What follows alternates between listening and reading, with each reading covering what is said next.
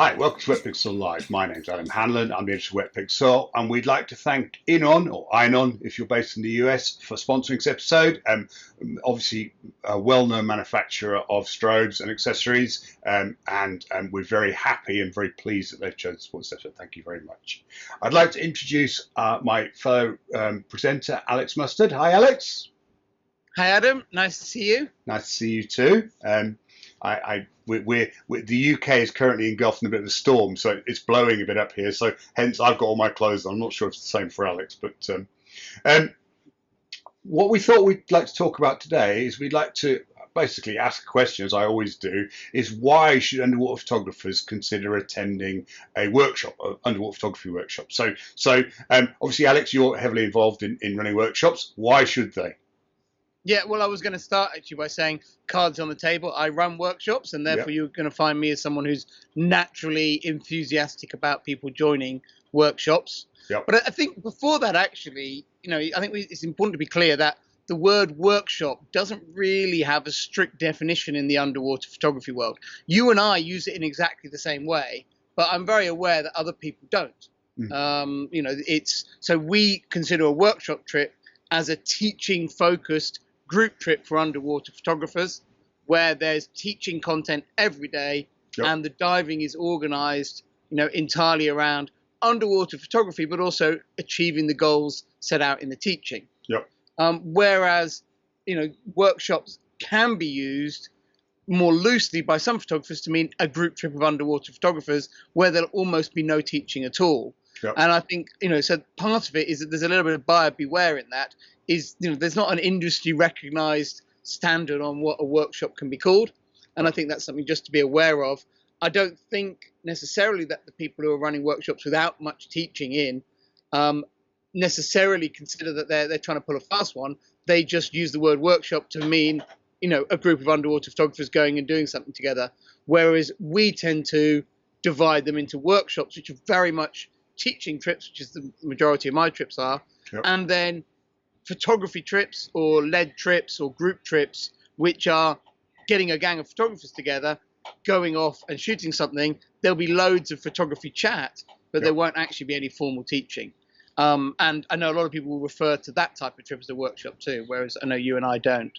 To be clear on that. It may be worth sort of just specifically contrasting, Wetpixel runs both types of trip, where we run formal workshops and we also run photographically productive dive travel, I suppose. And on a workshop, when we're running a workshop, it will involve some presentations where specific ideas are discussed and introduced. It will involve people getting in the water and practicing those ideas. And it will probably also involve some kind of image review, roundup. We look at various ideas, including put some post-processing, for example, at some point in the day as well. So there's a structured learning component to each day. Now, like everything, it's up to the individuals whether they want to attend or not. It's not a mandatory. All those trips are intended to be people's vacation, people's holiday. And as a result, they are, although we're talking about the serious side, they are also supposed to be a lot of fun. And about indulging yourself in your passion. Absolutely.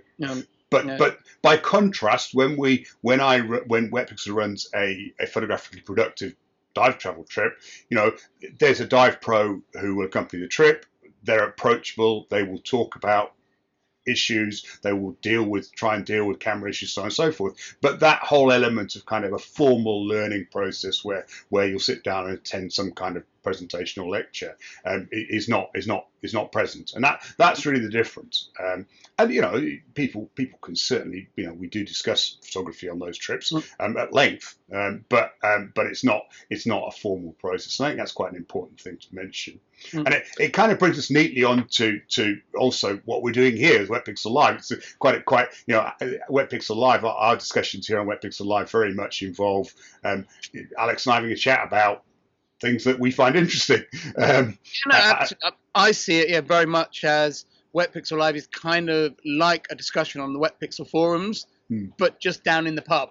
You've got two guys, talking. It's not structured teaching, but of course in that conversation, lots of valuable, I think, valuable information comes up for underwater photographers.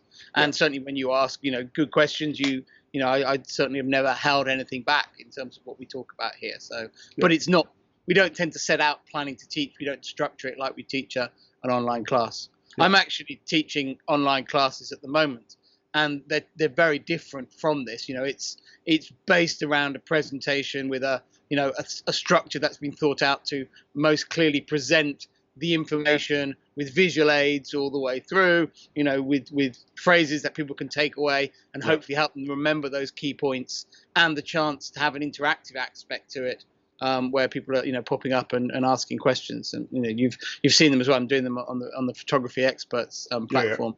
For that. But so that's very different from this. But actually, a lot of the guys and girls on that online workshop are regular Wetpixel Live watchers as well. So I'm sure they'll be watching this. Yeah, maybe they comment actually in the comments about how they find them very different. The two are very complementary, aren't they? Really, it's not, and it's very similar to the difference between a workshop and a photographically productive trip. Wetpixel Live is the equivalent of the photographically productive trip, although it's not terribly photographically productive.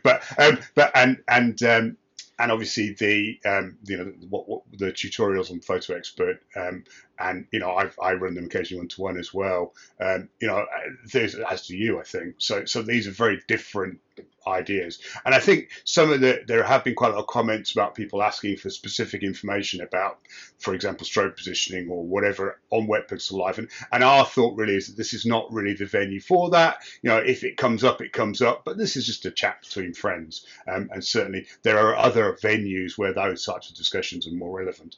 I would also say that another place to ask really good technical queries is the Wetpixel forum.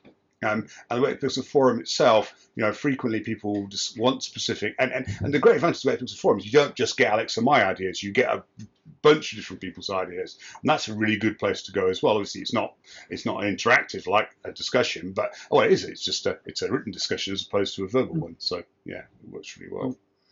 I'm pleased to have managed to not answer your question, but managed to get you not answering your own question as well. I'm very pleased with how this Wetpixel Live is going. Totally corrupted already. Right, to answer your question about the value of them, I think that photographers find workshops valuable for lots of reasons. First of all, there is the obvious teaching benefit of going with someone who really knows the techniques of underwater photography and really knows the destination you're going to and how to get the most out of it photographically, so that the diving is set up to make the most of the opportunities there, that the dive schedule is focused on photographic opportunities, not simply ticking off as many dive sites as possible, that the freedom that you're given underwater is what is necessary for underwater photography, not like joining a normal dive trip. And I think that's actually the diving style of both photography workshops and photographer trips is what makes them so addictive to underwater photographers, because once you dive with that freedom and that photography focus to your diving, it's almost impossible to go back and join a normal charter boat trip. You just realize, oh my goodness, every minute underwater is so much more productive. And I think that's one of the things that keeps people coming back. The other aspect that I think photographers find incredibly valuable in workshops is they don't just learn from the person running the workshop. If the person leading the workshop creates the right atmosphere, the whole group is very generous with ideas and information, and that is a huge benefit. Now, that doesn't happen on all workshops, and it's important to make that point. I know some workshops, the focus is really do the teaching and then who can get the best photo of the week. And when that's the case, everyone is very like, I'm not going to show people this picture and I'm not going to share that subject with them and this. And I've heard lots of stories about how workshops with the best intentions actually end up being very closed on that avenue. And I'm very proud and very also happy to admit that often some of the best tips you'll get on one of my workshops don't come from me. They come from other people in the group who've got the same gear as you and maybe just a rung above you on the ladder of improvement, and can actually say, oh, it was these little things that really made the really big difference to me in my photography. So well, that's yeah, one of the thing about sort of this crowdsourcing thing, isn't it? You know, you've got a group of individuals, all basically with the same goal. And as long as that goal is focused in being cooperative rather than competitive, you know, that works really, really well. And people do share ideas. And I think you're absolutely right, Alex. I mean, what always amazes me when we go to workshops is you know the amount of stuff that I learn. You know, and that's from basically interacting with the people on the workshop as well. And you know, I'm always coming away with new ideas and stuff. And that's you know that's a really a benefit I think most people don't necessarily anticipate.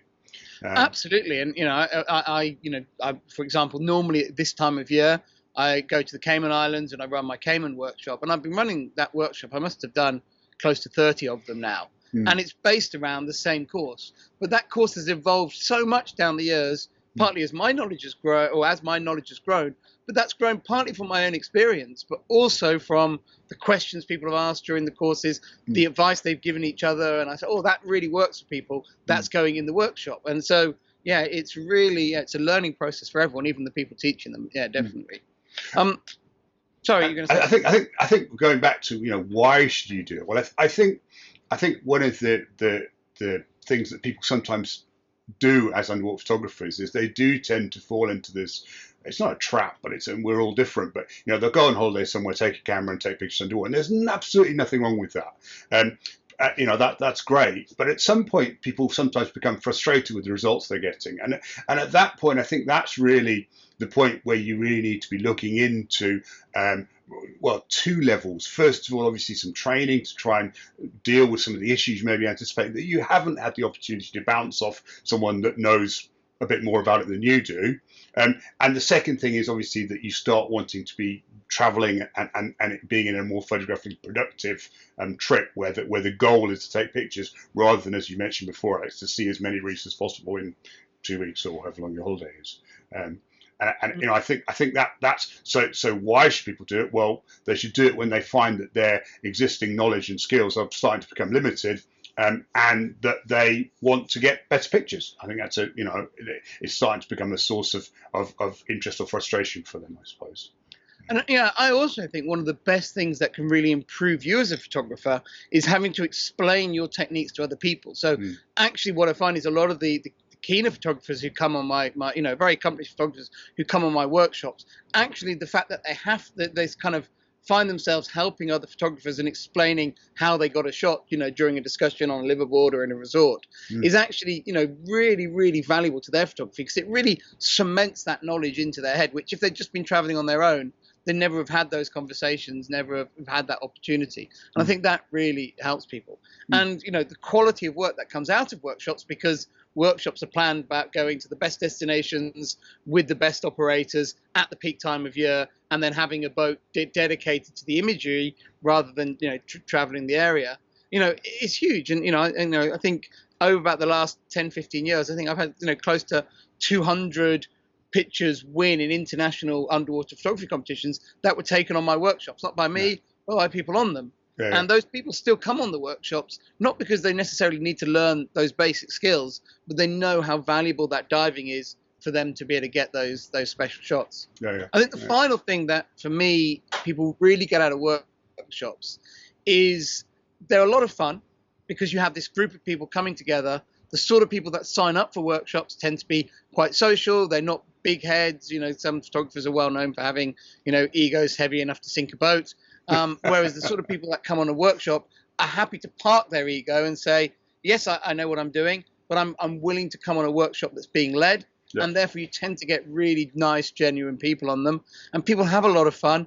You know, we do have a lot of fun. We tend to take over resorts and liveaboards, and that leads to very nice atmosphere with, you know, lots of photo chat, lots of fun. People make very good friendships, and they may do trips with people for, you know, for decades. And as a result, you know, okay, they're not people you see every day, but, you know, 2 or 3 times a year, you get to do amazing things with these long-running friends. And I consider the majority of people who come on my workshops as very good friends. And actually, this last year of not running workshops, I've really missed the people. You know, missed, you know, all those friends who I've had these amazing experiences around the world with. I think that's the thing I've missed more than the diving and the photography, because I have done diving and photography here in the UK, but I've really missed the, you know, getting together and that atmosphere you get on a workshop where everyone's working together. Things I really miss.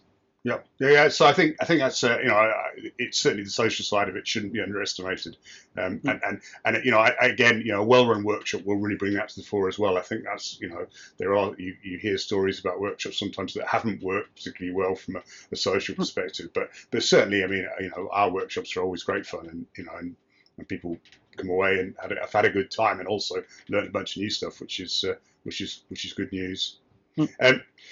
Thank you, Alex. So you mentioned where people are accessing your tutorials, and you mentioned Photo Expert. I think we'll put the link in the it's Photography Experts. Photography Experts. Photographyexperts.com. It's a website that runs a lot of online online photography content. Yeah. And they've just begun branching into underwater photography, and I've started running their first workshops, and they haven't been heavily promoted, but they've been mega popular.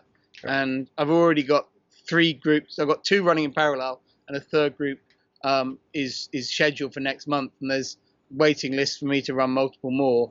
And I'm just trying to. It's quite a drain on your time to do all of them. So I'm just making sure that I want to do them before carrying on.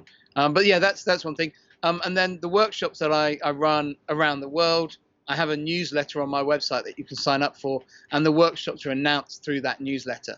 Yep. So I don't promote my workshops as the main outside of that. Generally, I like my work. Basically, I like that I have a group of people who've come to my website, read my philosophy for my workshops, signed up for the newsletter, and then they're the people who fill the workshops. If I find, I think if your workshops have to be advertised in magazines, on social media, you maybe get not quite the right people coming on them. People are just like, oh, that sounds interesting, I might try that, and it's not the right trip for them. So I think the difficulty of getting onto my trips, the difficulty, in fact, they're not advertised, openly particularly, I think that actually means that you tend to get the really keen people coming, and that creates really nice groups. And so slightly differently, Wetpixel trips are advertised via Wetpixel, but I guess we're also a relatively exclusive group in that most people coming to Wetpixel are involved in or interested in underwater image making. So they're advertised on Wetpixel, and they are actually advertised via some of the Wetpixel social media channels as well. So feel free to have a look on there as well if you're interested in doing a workshop or a trip. And obviously Alex and I collaborate on some of them as well. So so you get 2 for the price of 1. You poor people, you. So thank you very much, Alex. And again, I'd like to thank Einon again, to give it the transatlantic version, for their sponsorship of this episode. I'd like to thank you all for watching. Please feel free to add any comments about your experience of workshops and trips in the comment section below, and drop us a like if you enjoyed it. Thank you very much. I look forward to seeing you again soon.